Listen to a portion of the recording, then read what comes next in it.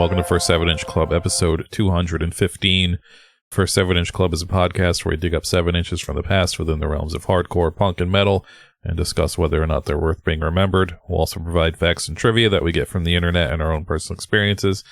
We do our own research on this show, so sometimes it's spotty, but you got to deal with that. We got the government canceling their inflation reports. They're hiding the numbers. Yeah. So any information is good information these days. So we are providing you information, whether it's wrong or not.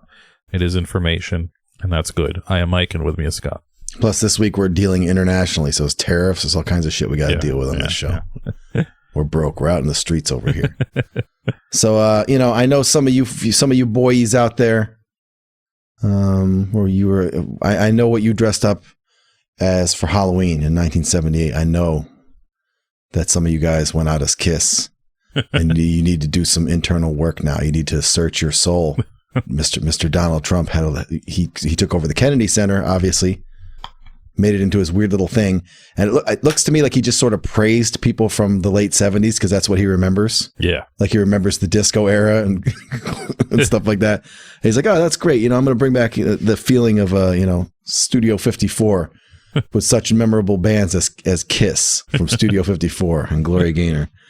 And you just had a little event for him, and it brings a lot of heartache to the world because Mike has to wrestle with the fact that Sly Stallone, I know. president of Italian Americans especially, was also at this event. I mean, kind of expected it from him. I think he might be. He wears those really big watches, which I always think those guys are right wing when you wear those really big watches.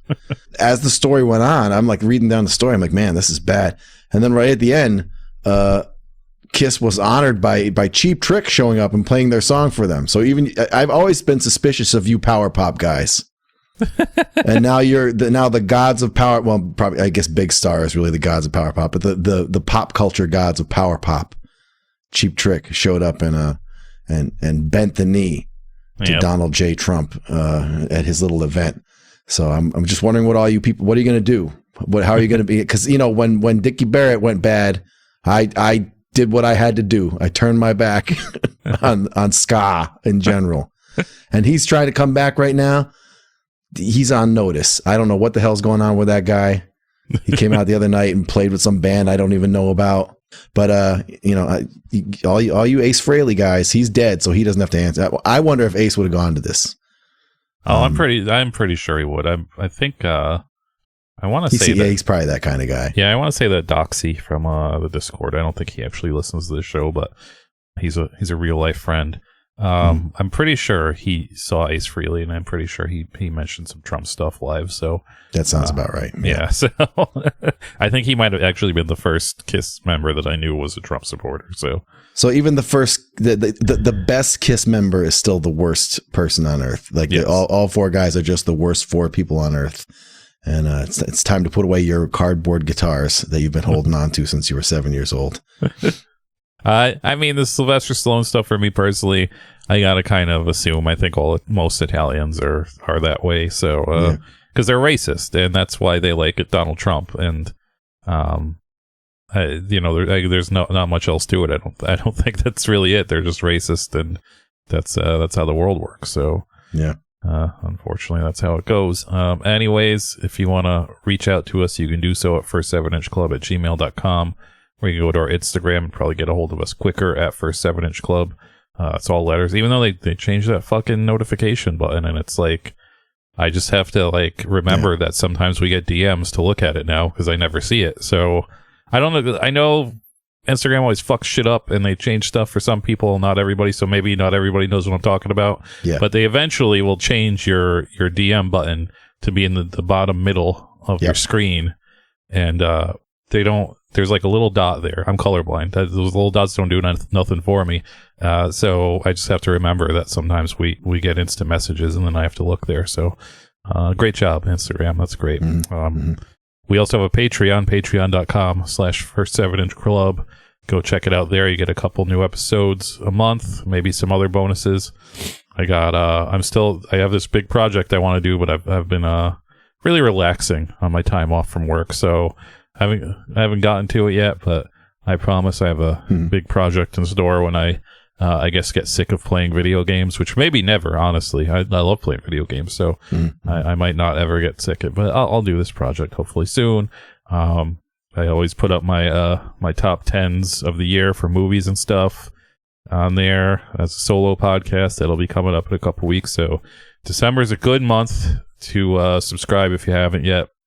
And also because I don't have a job, so I need the money. So and Scott needs the money because he's started a failing business. So yeah, it's failing already. so we need that money. Patreon.com/First 7-Inch Club. And tonight we're going to be recording a Patreon. We're going back to Canada to talk about some more Canadian television. Although one of the shows, Night Heat, I guess was also shown in America too, but I don't remember it. So I have no idea. I've never seen it before. I've never even heard of it. Yeah. So, and we're also talking about another show called Switchback, which is very Canadian. I think it's a very Canadian show. So go check that out. And again, there's thousands and thousands of bonus episodes there. We've recorded thousands of episodes, and you can unlock them all for as little as $2, and just have. You're going to probably be trying to drown out your relatives during the holidays. This is the best way to do it with some podcasts. So just stock up. Just pay that $2 and stock up. Anyways, the only thing I really had to talk about is I finally did it. I finally got rid of Spotify, my favorite streaming service of all time, because I got sick of seeing all of the Instagram stories about how bad Spotify is. Yeah. And so since I got rid of Spotify, I want all of you to stop posting that stuff. I think it's like it's just annoying. It's not. Yeah. I mean, I don't know what everybody's specific follows are and stuff like that. So maybe you do have relatives that are right wing that follow you, and they need to know that Spotify's bad or something. I don't know, but to me it just seems like preaching to the choir. At this point, everybody knows Spotify is bad. Yeah. I saw an opportunity. Apple sent me a thing, was like, hey, we'll give you 3 free months, and I was like, fuck it, might as well try it. See, at least it's not going towards ice or whatever. I'll try it out. And honestly, Apple's a lot better than the first time I tried it, like 5 years ago. Still sucks though. It still sucks dicks. It's no Spotify.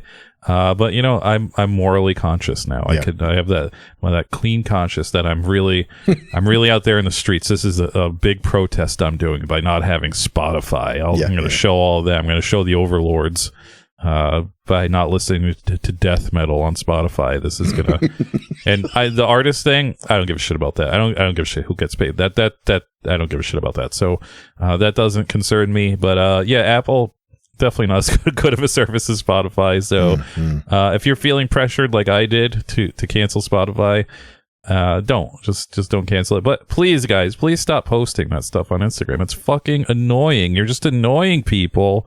It's not fun. Everybody knows Spotify's bad. Let them live. Just fucking let them live. It's a convenience in life. It's not really harming anybody. Yeah. You could pretend listen, this world fucking sucks dicks right now. Yep. You can't, giving Spotify $10 or whatever the fuck it costs a month is problem number 7,586 on the list of problems we have.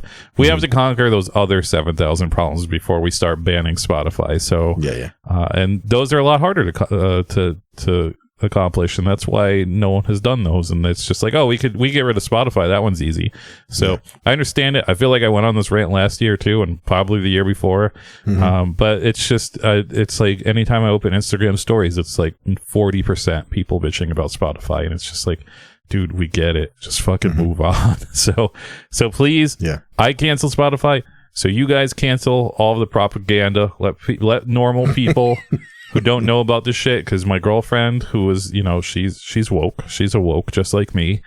She's like, why are you canceling Spotify? And I was like, oh, they're evil or something. And she's like, what? And I was just like, yeah, I don't know. And she's she's not up on tech. So to get her to use a new thing, it was a fucking headache. And trust me, guys, getting my girlfriend to switch from Spotify to Apple was more of a headache than you are causing me with your shitty, stupid things on Instagram stories. So please just stop, because now I have 2 headaches. I have headaches from her and headaches from this. And this is all in the name of woke. I'm super woke now. Mission accomplished, guys. Just please stop posting. That's it. That's my rant. I'm done. This is our version of Spotify Wrapped. This is what every year we do a little rundown on what our position is and related. Yeah. And I challenge someone to tell me what the good one is, because YouTube is a really bad company. Yeah. I don't Tidal, I guess, pays more, but I was looking at one of those, like bigger bands that would post their numbers, and they're like, if people had been listening to us on Tidal instead, we would have made X amount of money, and it wasn't a ton. It's like Jay-Z or whoever runs that now they're getting the money. Your little punk band isn't getting the money no matter what. So wherever you go in that ecosystem, you're not really getting money. So what am I supposed to do? Where am I supposed to listen to anything? I guess physical media is fine, but lower the prices on that then.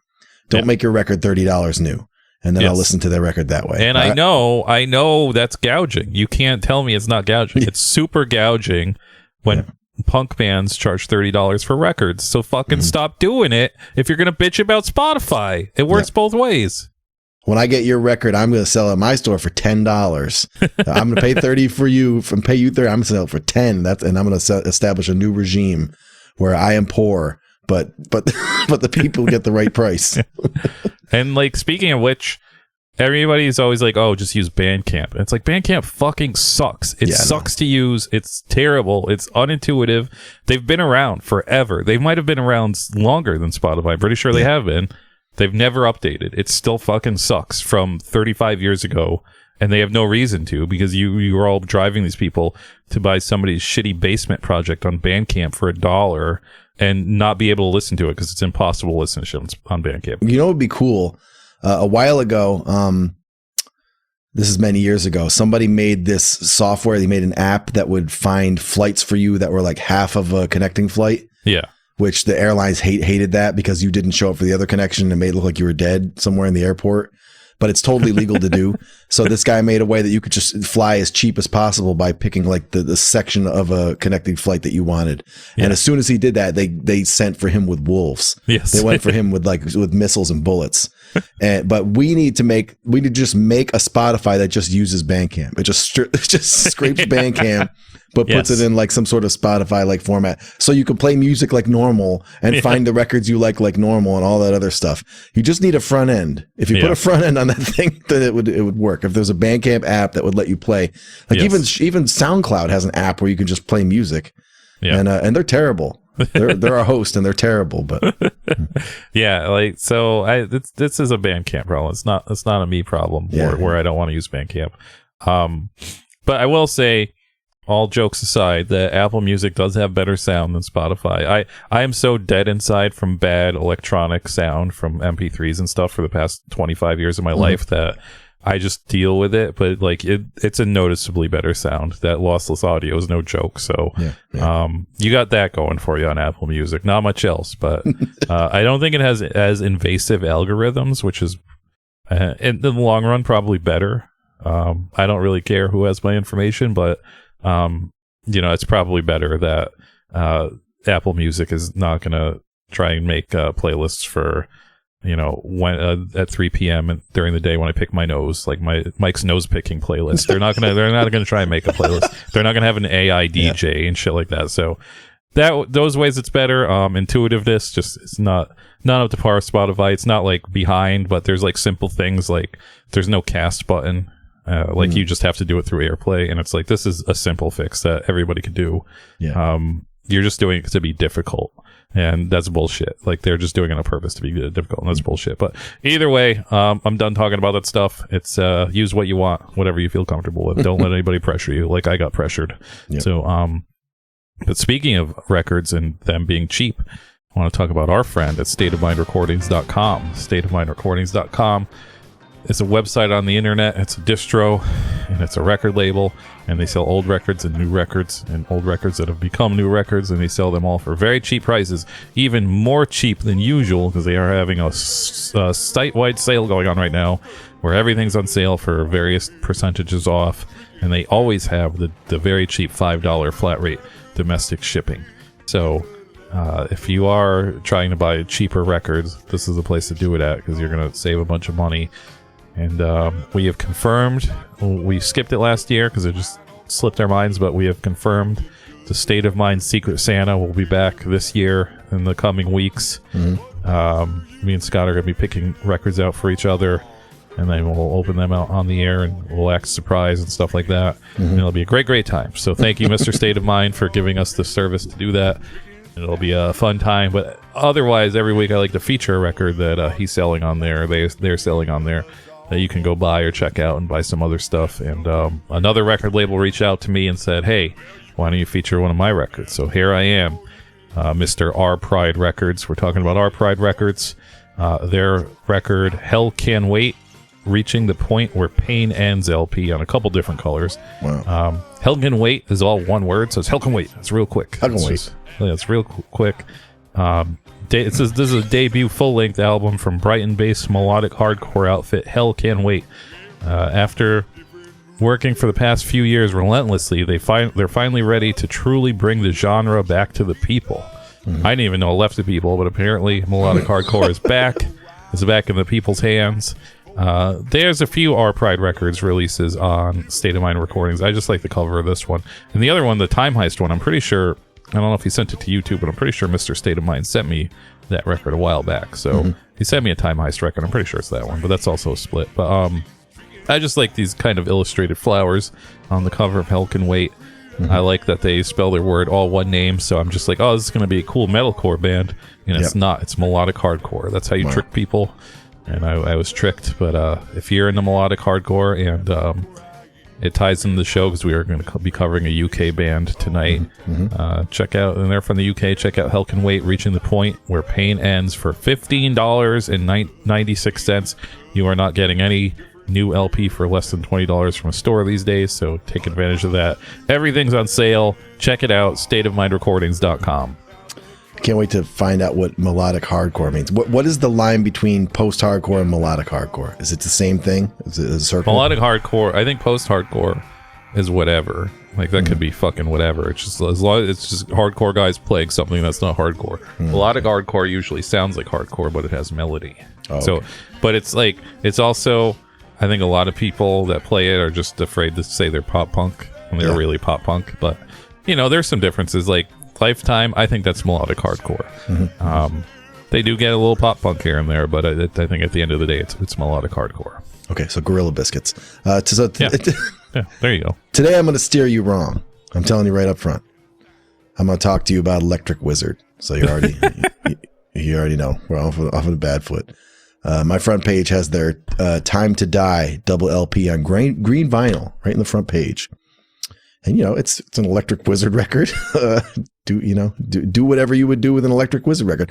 I'm not a huge fan, but I'm a huge fan of the cover art to the Electric Wizard album, Come My Fanatics. They made it's a really cool album cover. I saw it years ago, and they made it. I read about this. They made it the old-fashioned way. It's like a picture of Anton LaVey doing some shit at like a black mass. But it doesn't look like that. It looks just like weird, like, you know, fantasy stuff. But Just, the singer of Electric Wizard, paused a video and traced it by hand. Wow. Made the drawing by hand and then put it over a spacey background himself. It's really old school. It looks amazing. It's like a really cool cover. It looks like a still from like one of those Ralph Bakshi movies, like one of like his creepy Lord of the Ring movies or something like that.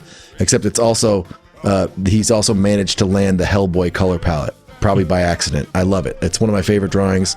I ripped it off at the first chance I got. There's a band I was in called Monteburro. I don't know if you could tell by looking at it, but I'm exactly trying to make Come My Fanatics. 100%. It's what I was trying to do. So Time to Die isn't that. Doesn't look like that. Not nearly as cool. But, you know, I owe it to Electric Wizard. I owe them a debt. So I'm going to sell one Electric Wizard record this week if I can do it.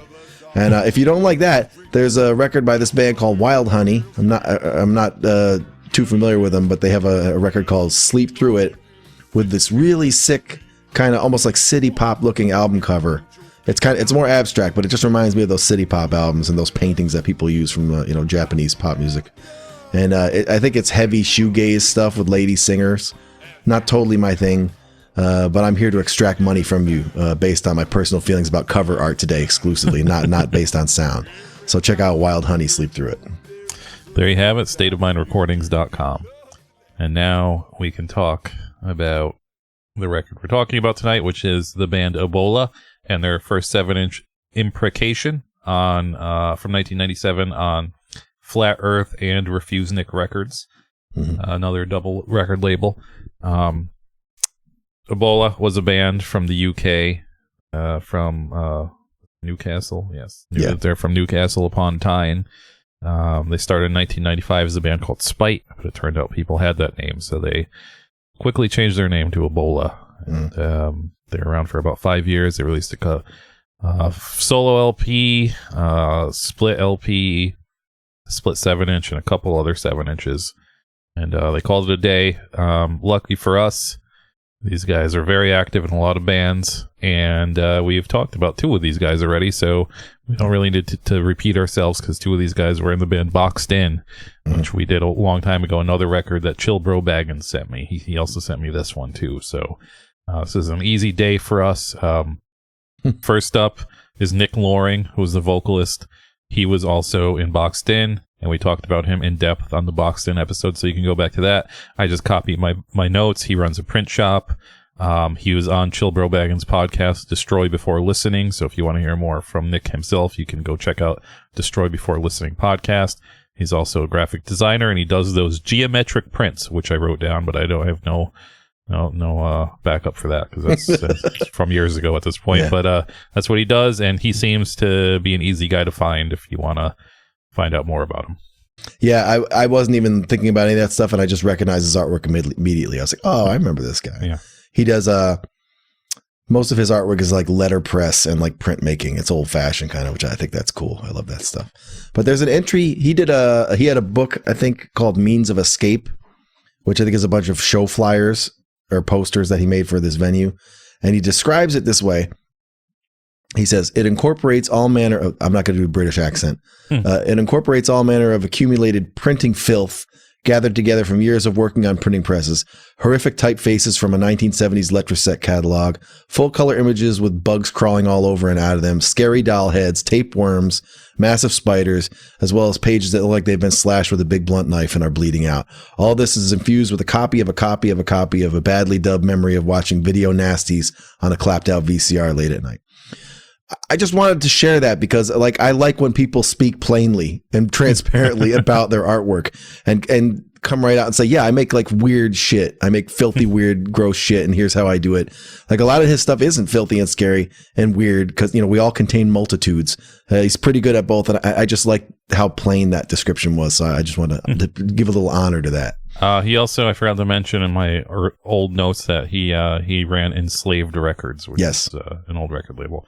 The other guy we already talked about, and everybody else from here on out, I'm just guessing what instruments they played by what instruments they play in other bands, but I did not actually find the Ebola lineup. But I'm pretty sure Chris Gascoigne played bass in every band, and he played bass in Ebola. He was also in Agnesty, Beginning of the End, Blood-Sucking Freaks, the aforementioned Boxed In, Doom, Give Up All Hope, Health Hazard, Hiatus, Sawing Off, Suffer, Warfare, and back then I wrote, I think he's still kicking around. So I don't remember what that means, but I think he's still kicking around. I looked up things about Ebola, and Chrissy, who they credited on Discogs, is actually Chris Patterson. Oh. So I don't know if that's the same. If we have a crosswire somewhere, they said Chris Patterson. It's maybe I'm wrong then. On that Vort and Viz blog where we find all the European bands. But I couldn't find anything about that person. The only thing I found was that there's a drummer named Chris Patterson who was active from with other musicians from Newcastle or Newcastle. How do you think they say it? Newcastle. It's Newcastle. Knuckles on Tyne. And in the early 90s, he was active around that area, and he drummed for Kronos, the singer of Venom, when he went solo. And the guy's face does kind of look like the one photo I found of him drumming for him playing with Ebola. Discogs says he was originally from Athol, Massachusetts. Never heard of that place. And there is a person living there with that name with a very similar face who has like a big round bald head and posts very hot-headed American stuff about gun ownership and Mumford and Sons. There's no good reason for me to connect all these people, but I'm just going to say that this is the same guy, that he lives in Massachusetts now, and that he maybe also drummed for Kronos from Venom. I think all of these people have some counterpart out there that do vaguely the same thing as them, because I ran into that a lot with this band. This guy has very distinctive eyes, so I feel like there's a good chance it is actually him. Next up is Andrew Nolan, or Andy Nolan. I assume he played drums. He was in Column of Heaven, Death Agonies, Intensive Care, Nation of Finks, Pick Your Side, Sawn Off, Scalp Elevator, Shank, Slaughter Strike, The Endless Blockade, Windscale, Wolves of Heaven, and Bastardizer. He's a solo guy now. He makes, I guess I'll call them sound collages. He works with other bands. He did like a release with Full of Hell not too long ago. He has a Bandcamp. He's still very active. He actually, in his bio, I guess, or wherever I read it, he did something with a local Chicago band called God is War, which I've heard the name before. I can't remember if there's somebody I know or not. But either way, so this guy's busy making this weird music collage shit still. He's very active in a whole bunch of underground type stuff, making mostly heavy. The most of the stuff is like dark or heavy in some way, and he does some clanky hip hop and all kinds of other stuff. So I read an interview with him, and in written form, he seemed like a lot to handle. Lots of he seemed very self-serious. A lot of circuitous ways of describing things that just weren't getting to the point, and I found it impenetrable. But then he was interviewed by, I guess, like a pedal nerd, guitar pedal nerd podcast called No Gods, No Master Volumes. And he seemed perfectly fine. Had a great sense of humor and everything. So I guess it's just, some people come across weird in writing. Yeah. He's living two of our dreams as well. When he was a kid growing up in the UK, he's part of the People Just Do Nothing pirate radio scene. And, man. Was like spinning hip hop and dub and all that kinds of stuff, I guess, on pirate radio. And now that he's a grown up electronic and abstract metal musician, he's a friend and collaborator of Justin Broadrick, because Justin Broadrick helped him with the Full of Hell record. So he's putting in the work that we should have been doing, Mike. He's doing all the things we're supposed to be doing.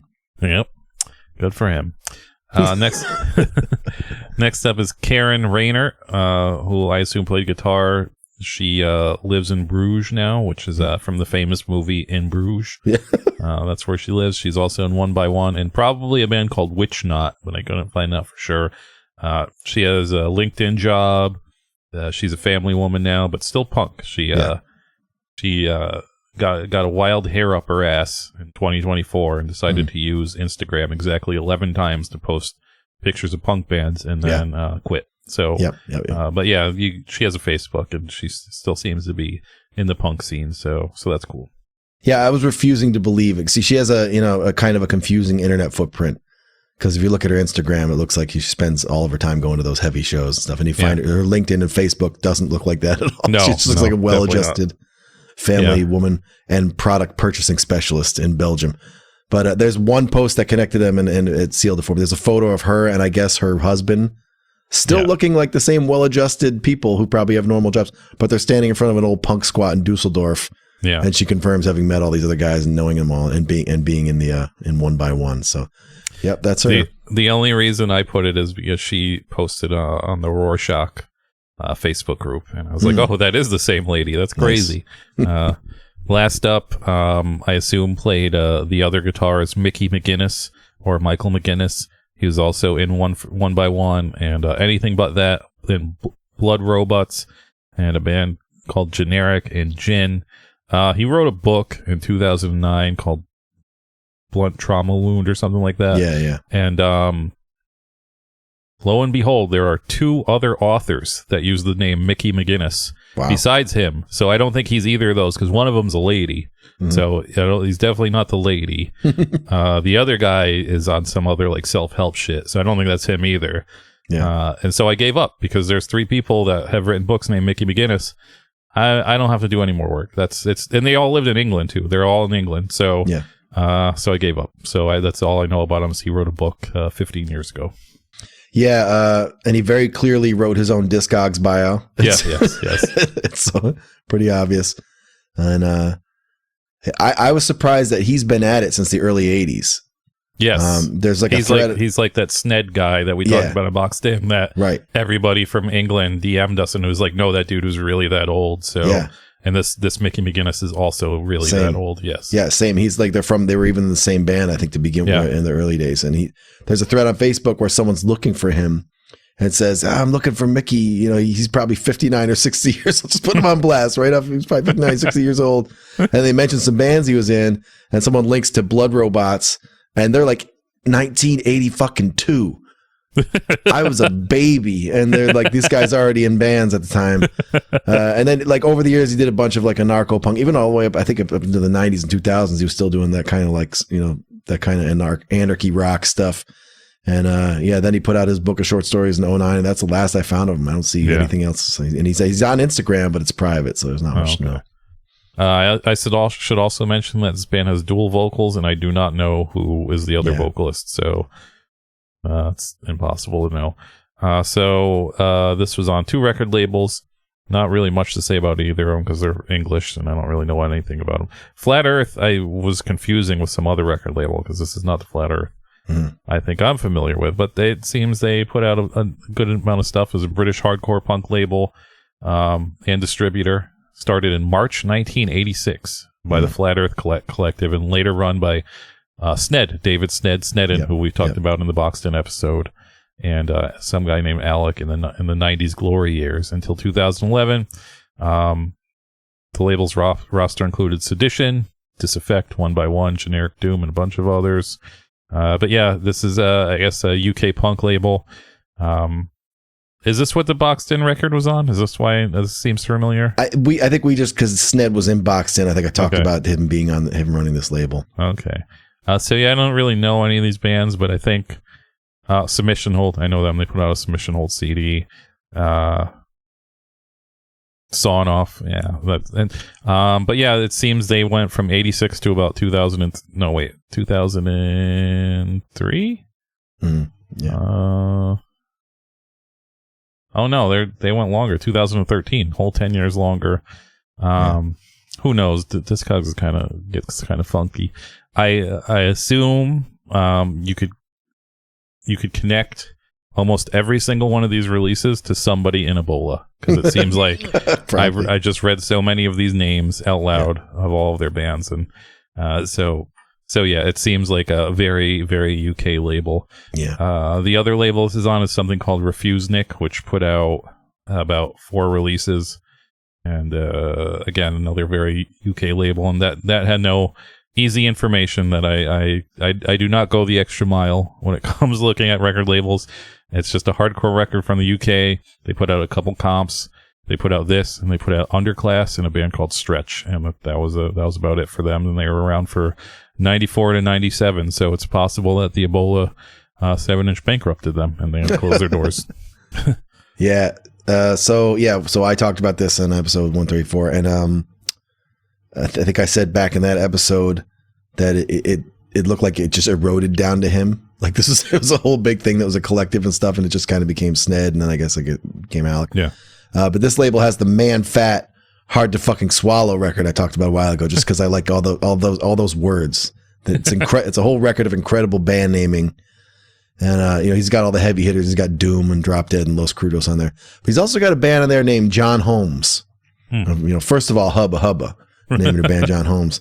Second of all, not only do they sound quite a bit like Dead Guy, like Prime Dead Guy, they also use this exact same type of clip art graphic design.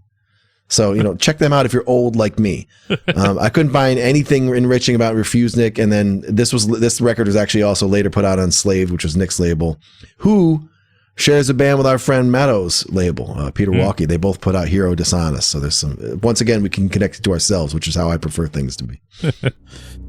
Okay, so now we can get this record out onto a tray. Nice. So when I was going through the records, and I said last week, I was like, we're going to do one of the Chill Bro Baggins records, because I still have a handful of those. And originally I had a different record in my hand, and then I saw this Ebola record, and I was like, I wonder why we never did this, because I was very curious about this. And so I picked it up. I was like, okay, we're going to do this. Go to put it on the record player, take out the what I thought was the record cover. It's not a record cover, it's an entire booklet. And I said, that's the reason we've never done this before, because I never wanted to scan this. But I was like, yep, I don't have a job. This is my job for the day, is scanning this booklet. So yeah, it doesn't have a traditional record cover. It's just a booklet. It's a 7x7 booklet, so it looks like a record cover.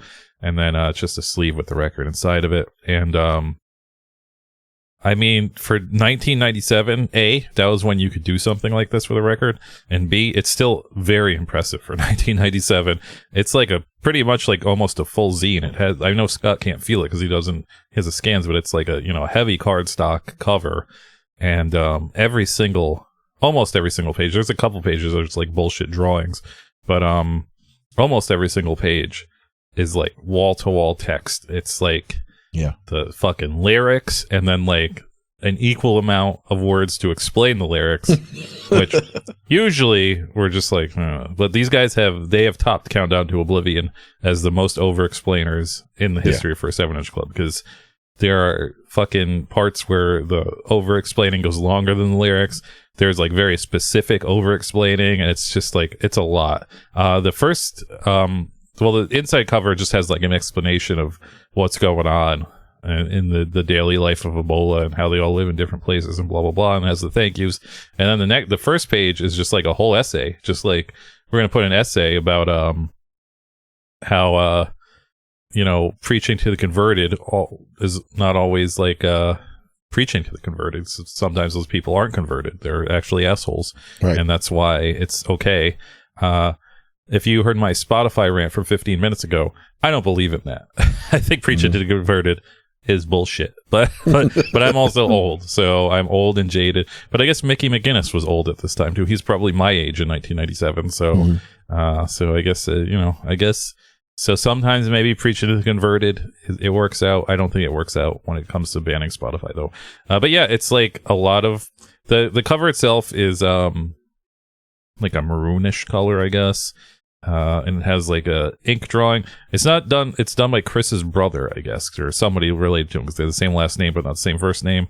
It's hard to exactly tell what it is. It's like, looks like a big like stamp, like a ink stamp, and then there's like a group of people inside of it and an axe. And I don't know if it's supposed to be like a garbage can and they're throwing these people away, or they're in a bag or something. I don't really know what it is, but it looks very like spray paint stencil art type. And the back has like one of those like early Hydra head, like mechanical clip art type things of, I think that's a landmine or something. Yeah, It looks like a landmine. And it has all the labels, including a label that's not even mentioned, which, that's a distributor. The distributor. Active was the distributor. But yeah, and then the inside, there's pages upon pages for each lyrics. There's another essay at the end. The last song has an insane amount of explaining for that song. And then you get the record itself, and there's a monkey on one side and a fucked up cow on the other one. And it's the sides are cheeky monkey and mad cow. Those are kind of like British slang, so that makes sense. Mm-hmm. I'm not going to pour over page by page, but this is really, really well done. You are totally getting your money's worth, especially in 1997 when you're paying only $3 for this. As far as content for packaging goes, this and over explaining, this might be number one in the history of First 7-Inch Club. This is out of 215 episodes. I don't know if we've got this much content inside of one record package that was just like not even a comp. This is just like one band. I mean, it's a grind band, so they have like a lot of songs, but it's still like a lot of content. So there's nothing to complain about for me. This is the exact amount of content I want for $3 in 1997. This is perfect. Perfect. You hit it out of the park. Perfect packaging. I think we've stated in the past that we're students of the Lamb of God New American Gospel School of printing black on some kind of paper. Yeah. Still stand by that. This one's testing it a bit, because I accept this cover as being from the school of 90s, political scream grind stuff, but I can't figure out what's going on. At least from the scan, I can't figure out what the fuck is like this. This is basically a meaningless blob of ink on the cover. You could see that there's some sort of a photo in there or a picture or something. And so it's basically down to whether you like this reddish brown paper with some printing on it or not. Like I said, I could just about make out, it almost looks like there's a family photo, or maybe, someone's last known photo, or, a cartel photo or something. And I don't know what the objects are. Mike says it's an axe. That's fine. I thought they were like whippet canisters or bullets. I don't know. Magic markers. I can't tell what those objects are. The back, this is a bounding mine. This is a better name for it, but I'm not going to be that guy. This is a mine that jumps up in the air, which is scary. So when you step on it, it shoots up into the air and just explodes shrapnel more effectively into your body. And then there's like high detail photos of the monkey and the cow. And I looked at that before I looked at the book, and I was like, those aren't Ebola animals. These guys are dumb. But no, they're just being funny. That's fine. I like that better. I'm glad they were being funny and not being like, whatever. Yeah. So then we get a huge booklet. The booklet, this booklet almost reminds me, it's obviously zine-like, but because I'm looking at it more like an object from one, group of people, it was making me think more of like the kind of almost annoyingly avant-garde comics from the 80s and 90s, like Big Numbers, where every page is just a whole new thing. Just a whole different aesthetic and a whole different genre, just almost incoherent. This booklet has some pages that are like really, really worked up crust punk collages, like for the song Bombed Out and Avenging the Dead have those crazy, like just masses of stuff are all sort of really, really worked up and really piled up. And then there's a bunch of pen and ink drawings from David Gascoigne, however you pronounce that name. He's still at it. He still draws just like this to this day. Same topics, everything. He's got a whole Facebook full of drawings, like all of these drawings. And then some of the pages are more moody, kind of ebullition-y stuff, like the pages for Seized Up and Spreek Opavanders. I don't know how you pronounce that. And then every now and then there's just a page that's just completely plain word processor blocks. just a black page with white text on it, totally untreated. Didn't even pick an interesting font, just like straight out of the computer of 1997. It's kind of odd that they just phoned it in for it's like every third or fourth page. Like, I worked really hard in the last page, so this one I'm going to go take a day off. I think my favorite page is there's kind of a almost like expressionist or kind of retro cartoon of the guy thinking about apples while the girl's thinking about bananas. Yeah. For the song Dysphagia. I really like that drawing. And of course I like the drawing about cigarettes. It's drawn in a way that when I look at it, I almost associate it with old New York hardcore. Like it almost looks like the Agnostic Front album cover or something like that to me. But it goes with a very educational song about ciggies that we're going to get to a little bit later. I like this layout a lot. I like when you get a lot of shit from the band. I like getting to know the band, but you sure get to know this band maybe a little bit too much. Just, there's multiple essays that are beyond the explanations. They just kept talking. They just kept going at you. So they're kind of punishing you in record form, maybe a little too much, but that's what we want. We want bulk and volume and everything that's in here is different. And I learned some things from it, to be honest. I learned a couple things from this record, so that's pretty cool. Okay. So now we can get to the music, and this is 1, 2, 3, 4, 5, 6, 7. It's a 9-track album, or 7-inch, so we will be doing it side by side. So the first side is the cheeky monkey side, featuring the songs Fortress Europe, Dysphagia, Bombed Out, Scream Inside, and Seized Up.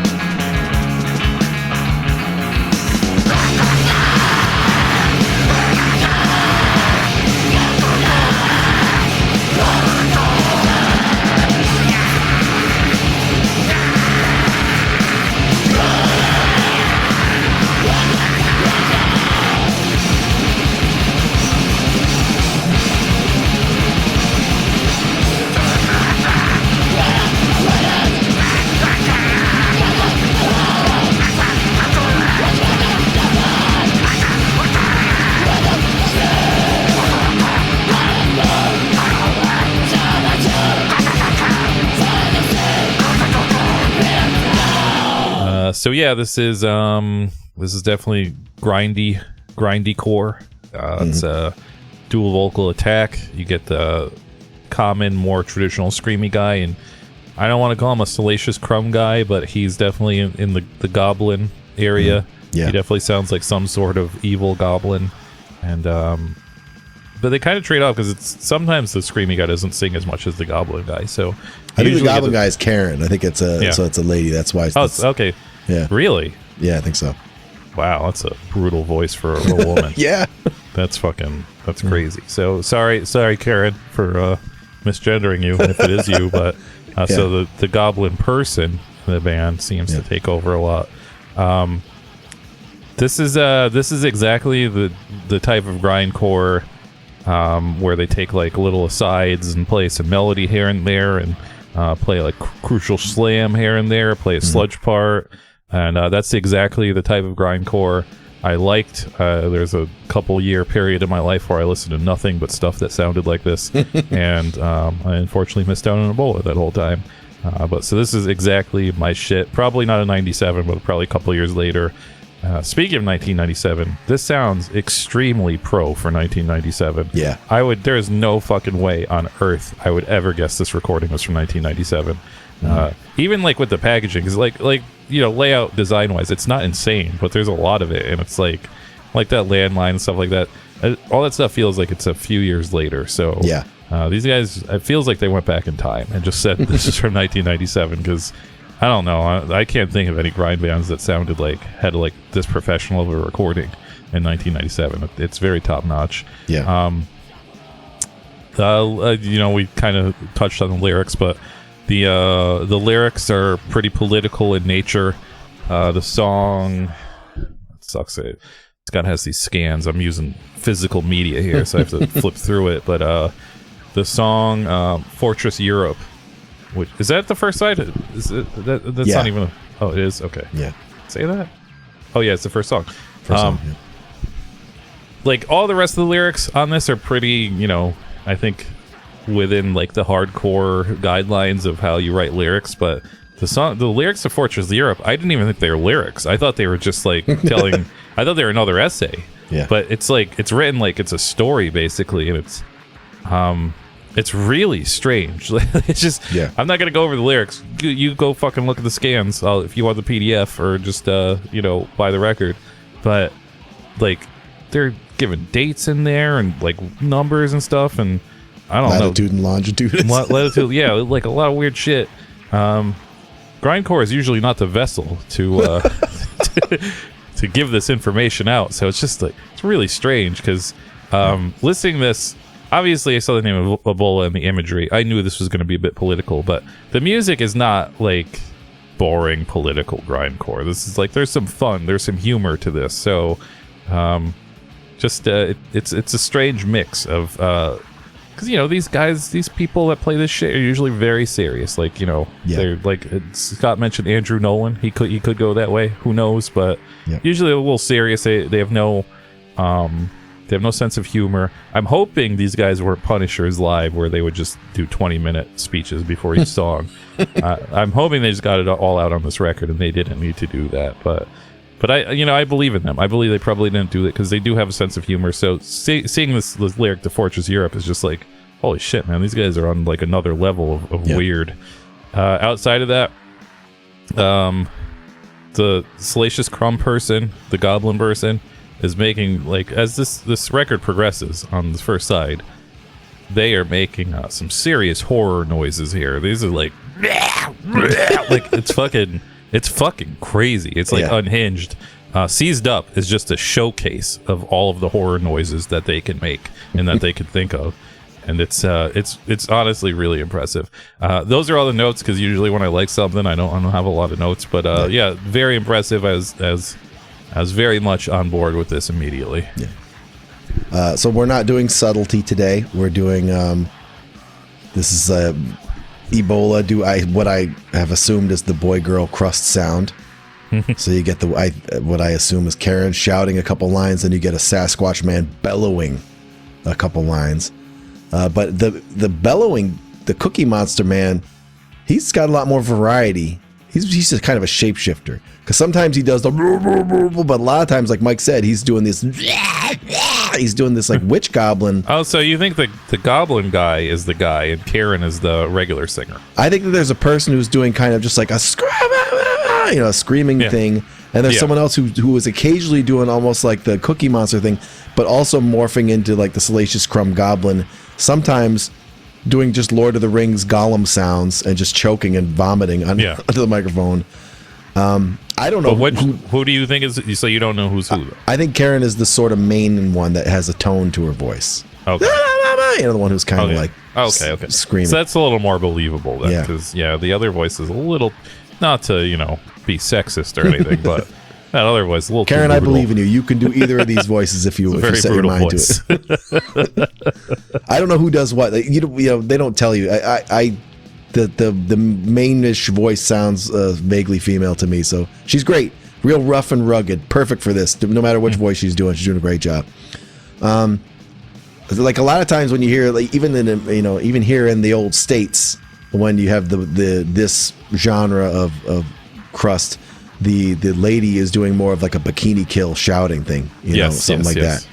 Even in the grindy stuff, that she still kind of shouts. But this is like screeching mayhem. Everybody, there's no nuance whatsoever to any of these voices. They're just screeching and howling and cackling. And this is early for this genre, but late in the game for like crust. So they're kind of informed by everything that came before, which means we get lots of nice, tough breakdowns, lots of very tasty slams, but they're very brief. Yeah. Like they only give you a teeny tiny tipple at the breakdown nipple on this thing. You get barely enough to survive. They're very cool, but then they're gone. As soon as they arrive, they're gone. When it hits, it's cool.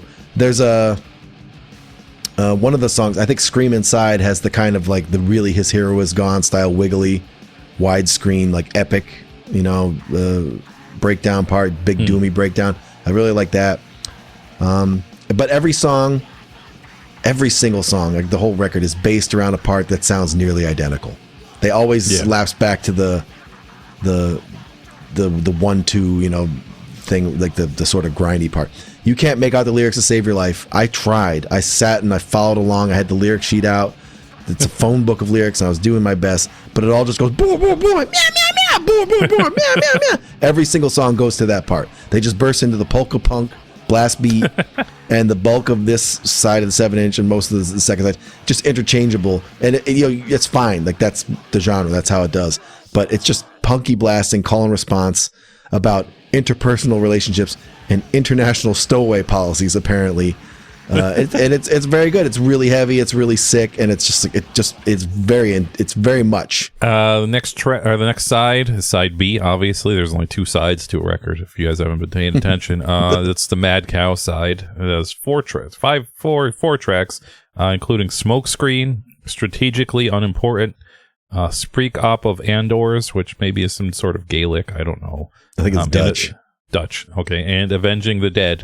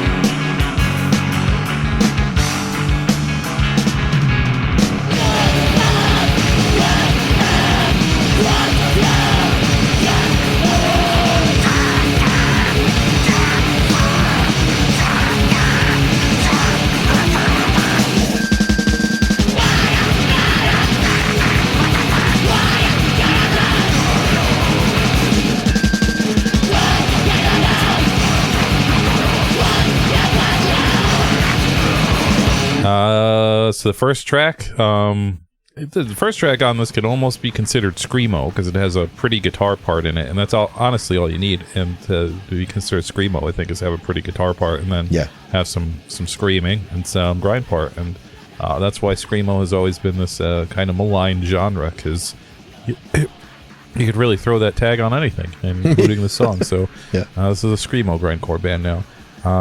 Track 2 has a crucial doom slam in it, and that's exactly what I need. If you want me to like your grindcore band, you got to have that part where you have the jun, jun, jun. They have to have the crucial doom slam. They have it. Track 3 has a bit of a dance beat to it, like almost New York hardcore groove dance beat, and some scatting. They do some scatting lyrics. It's not rapping, but it's scatting. And then they throw in the doom slam. This is hitting all of my sweet spots. This is everything I like about early 90s or 90s hardcore music, is all the silly stuff. So then we're good. And then they finally, on the final track, they top themselves. I don't know what the fuck that interlude is on the last track. I don't know if it's a sample or it's their own composition. Did you go into this? Is this a sample? I don't know. It's not familiar to me, whatever it was. They go into like this real, like, I don't even know, like this Steely Dan part almost in like the middle of their grindcore song. And it's like just out of nowhere. But it fits rhythmically. Like it fits like they're playing it. So it fits perfectly. So I guess they thought of this, but there's like pianos and everything. It's fucking crazy. Whatever it is, it's amazing. It's like you're at Cheers from. And then they're like, oh, we got a little more in us. And then they add, like, after that part's over, they go back to the grind. They add some, like, kind of ridiculous evil metal synths to the background, and kind of some, like, half-assed chanting, too.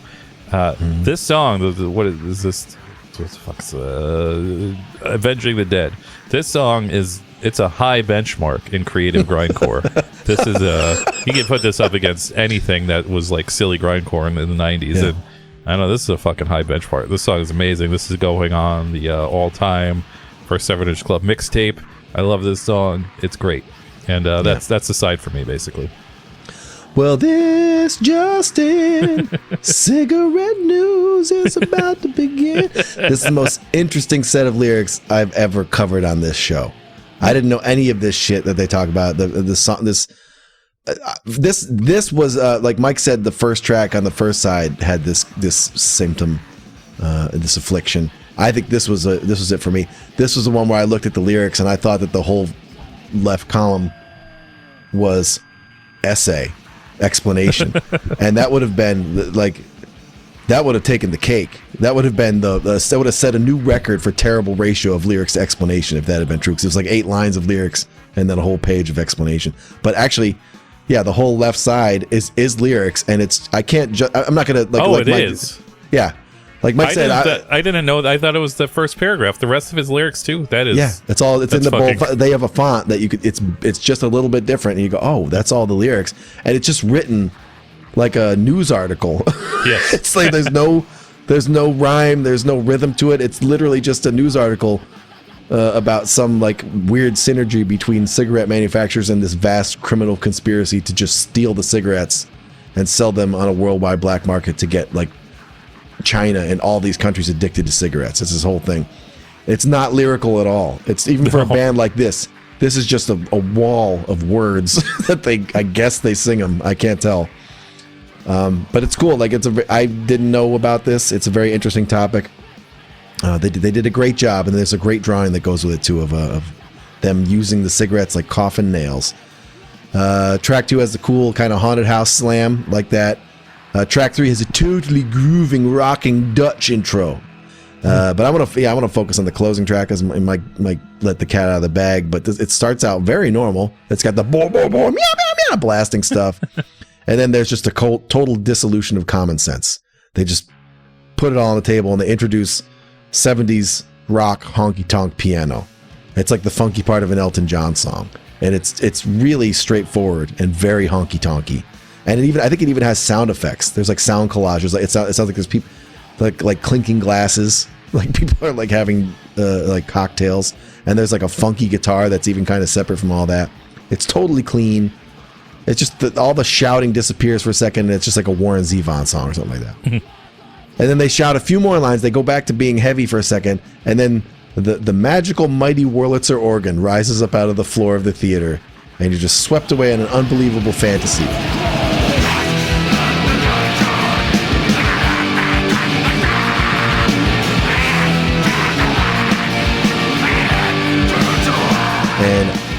I don't know if I've ever heard a Krusty song do anything this elevated. Like the Wurlitzer that's playing, or whatever that organ is, just keeps going. It's not playing anything evil either. It's just going. It's just playing like Tinkerbell, like Disney fantasy music. Just magical prog arpeggios. And it gets so robust that they need to bring in the Volga Boatmen to start singing a stirring male chorus underneath it. And that's just kind of how the song ends. It's just, they just bring in so much stuff. They're like, fuck it. The song's over. And it's a really big production. It's really, really silly. And I think I like it, but it's really silly. It's a really silly way to end your record. And there you have it. There is Ebola's Imprecation from 1997 on Flat Earth and Enslaved Records. At the end of these, I usually like to do a little rating system where I say either throw it in the trash, listen to it on streaming, buy it in the bargain bin, buy it for full price, or buy it for collector's prices. I like this record a lot. This really brought me back to the good old days when there was grindcore bands that sounded like this and weren't either too self-serious or death metal, like where it's just like, just death metal leaning, where it's definitely not serious, obviously, but it's like just as fast and as extreme as possible. I like playing grindcore a little fast and loose. I like learning a little while listening to it. On Discogs right now, you can get this for probably like $3 to $6, depending on. We forgot to mention there's a couple different versions of this, but there's one version, not a version I have, where it's gold ink on black. And it's just like half of the picture on the cover, and it looks way cooler, honestly. That version's on there for like $5. So, but you can get the version we have, which is still worth your money for only $3, and that is a steal. I'm going full price on this, almost collector's prices, because I just I honestly don't know the grindcore landscape these days. I don't really know if people even make grindcore that sounds like this. I'm sure they do, but I just never hear it. I just kind of hear the more serious stuff. But this is like I said, really brought me back. So I really enjoyed it. I don't know if all grindcore aficionados like this stuff like this, but I loved it. So definitely worth the $3. It's worth the $6. It's worth the $8. So go pick this up while you can, because it's from the UK, and there's plenty of copies being sold on Discogs in the United States. And we have problems finding our own records in the United States. So go pick this up while you can if you're into political grindcore. Yeah, there's not a ton of expansion I can make on my earlier comments. It's like we've done it all. Yeah. Do you like bands that I guess are descended from Nausea? I think they're kind of the first ones I know of. So I do. I like that. I like that sound even when it's a little one note. Like these guys are 2 notes at least, and I like even just the 1 note version of it. I think I was just in the right place at the right time when I was a tiny blossoming hardcoresman, and I happened to speedrun a bunch of bands with the kind of guy-girl grind thing going on, and I just internalized it as a default setting, even though that's probably like 20 bands in the world. So I don't think there was that many that really did it. 20 notable bands. But yeah, this record's really relentless. You won't really get much lyrically or emotionally from what they're trying to tell you from the song, from the music. In my opinion, you can't tell what's going on. The lyrics, you can't tell what they're singing. Not even for, like, we are guys who listen to extreme music, and it is not possible to follow what these guys are doing anywhere. I kept even checking. I was like, Mike sent me the wrong sides again, but no, it was all right. And I can listen to shriek vocals all day long and figure out sort of what's going on, but not here. There's no hope. So this is just a hot stream of one kind of thing, dialed up to the max, almost at all times, with little detours into breakdowns and doom once in a while. And at the very end, some member of the band was like, "Wait a second, what about Phantom of the Paradise? Like, why doesn't more hardcore sound like Paul Williams co-wrote part of it? Maybe we could be the ones. We could do that. We could rent out Stevie Wonder's enormous room-sized synthesizer and add a little pizzazz to our single unrelenting thing." And I really like that part. I think I've thought about it. I really like it. It's like I had to wade through a lot of stuff to get to that part, but it was great. 90% of this is just, you get to decide up front if this sound is for you or not. If you like being blasted in the face with no elegance. Do you enjoy bulldozers? Because this is just kind of like a musical bulldozer. Do you like music to be a bulldozer? This is a 9 out of 10 for you, at least, maybe a 10. But on the Tin Fish scale, I already told you I like this. I already told you I like this subgenre. And the fact that they go a little cheap prog at the end is like they're daring me to give them a bad score, and I won't. I'm not going to do it. This is like a 9 out of 10, and the reason it's not a 10 out of 10 is that nobody likes a wise ass. They're kind of being a little cheeky monkey at the end. And actually, you know what? I learned each side only really has one like hard political song. I think.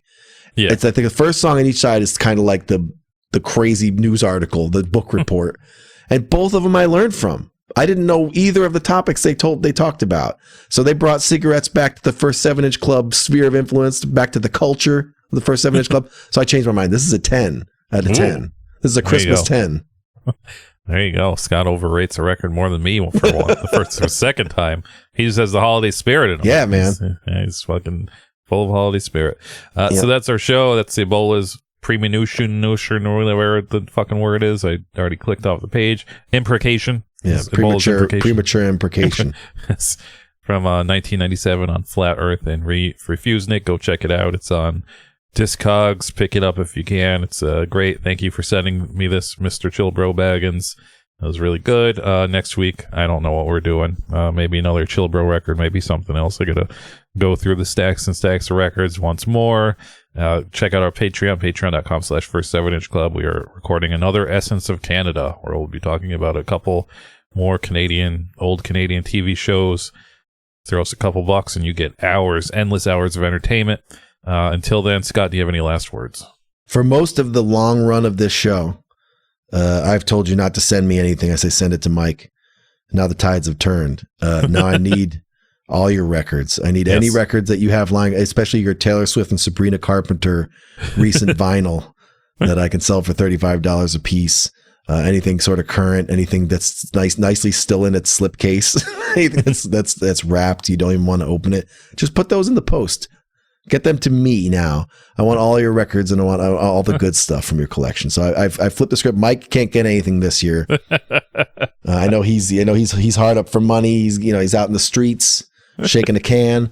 But times are tough for me too, and I gotta pull rank. I need your records. So send them. So come out of pocket deep. Give me all the stuff you don't. All your stampers, all your Kenny Loggins dollar bin. I'll take that too. Everything. Send it over. A little trick with the Sabrina Carpenters and stuff is just wait till they go on sale at Target for $50, and then wait 2 weeks, and then they're in the clearance rack for $20, and then you just buy them and sell them for $30, and you make about $10. So there you go. I'm about to take up shoplifting and get a nice big ski jacket, and I'm just going to go shopping.